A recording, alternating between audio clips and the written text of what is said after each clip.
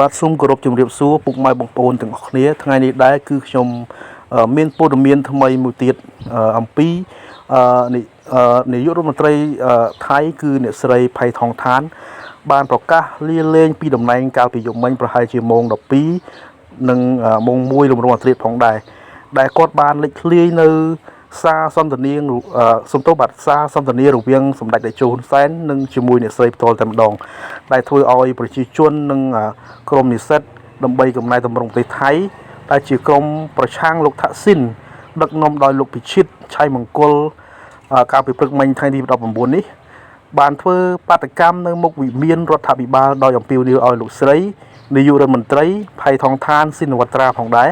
ចុះចេញពីតំណែងជំវិញការលេចធ្លាយការសន្ទនារវាងលោកស្រីនិងសម្ដេចតេជោផ្ទាល់តែម្ដងដែលធ្វើឲ្យប្រជាជននិងក្រមនិស្សិត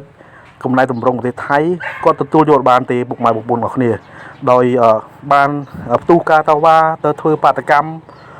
នៅមុខវិមានរដ្ឋាភិបាលដោយអំពាវនាវឲ្យលោកស្រីលាលែងពីតំណែងដោយប្រជាជននិងក្រមនិស្សិតសរសេរផ្លាកសញ្ញាជាច្រើនដូចជាគាត់ថាបើសិនជារដ្ឋាភិបាលអាក្រក់ប្រជាជនត្រូវតែក្រោកឈរឡើងដោយខ្លួនឯងហើយមានផ្លាកសញ្ញាដូចជាកុំឲ្យអ្នកស្រីនឹងគឺលក់ជាតិហើយឲ្យអ្នកស្រីចុះចេញពីតំណែងផងដែរដែលប្រជាជននិងក្រមនិស្សិតតវ៉ាបពប្រឆាំងលោកថាក់ស៊ីននឹងគាត់ទទួលយកបានទេបានធ្វើការបាតកម្មនៅមុខវិមាន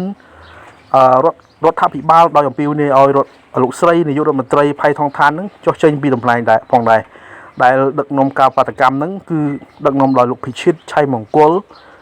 នៅព្រឹកមិញនេះផងដែរពុកម៉ែបងប្អូនរបស់គ្នានេះគឺជារឿងការវិវត្តថ្មីកាលពីព្រឹកមិញនេះនិងកាលពីយប់ដែលអ្នកស្រីបានលាលែងពីតំណែងជានាយករដ្ឋមន្ត្រីហើយនឹងយើងនឹងឃើញថានឹងមានការផ្លាស់ប្ដូរបន្តទៀតរវាងការលាលែងពីតំណែងរបស់អ្នកស្រីផៃថងឋានផងដែរដែលជាកូនស្រីរបស់លោកថាក់ស៊ីនស៊ីនវត្រាដែលជាតកូលរបស់គាត់ដោយសារតែប្រជាជនថៃនឹងគឺគ្រប់គ្រងរបបយោធាគឺរបបទាហានដែលគ្រប់គ្រងដោយលោកមេតបភូមិភាគ2ដែលប្រជាជននិងក្រមនិស្សិតនឹងគឺមានការគ្រប់គ្រងយោធាជាងនាយករដ្ឋមន្ត្រីដោយ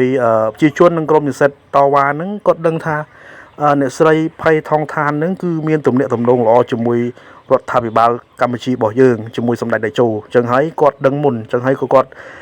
ទទួលយកបានទេដោយសារមានការបែកធ្លាយសារសម្លេងជាមួយសម្ដេចទៀតអញ្ចឹងហើយគឺធ្វើឲ្យប្រជាជនថៃនិងក្រមនិស្សិតកំណែតម្រង់រដ្ឋាភិបាលថៃនឹងគឺទទួលយកបានអញ្ចឹងហើយគាត់ក៏បានធ្វើការតវ៉ានៅព្រឹកមិញនោះថ្ងៃទីគឺ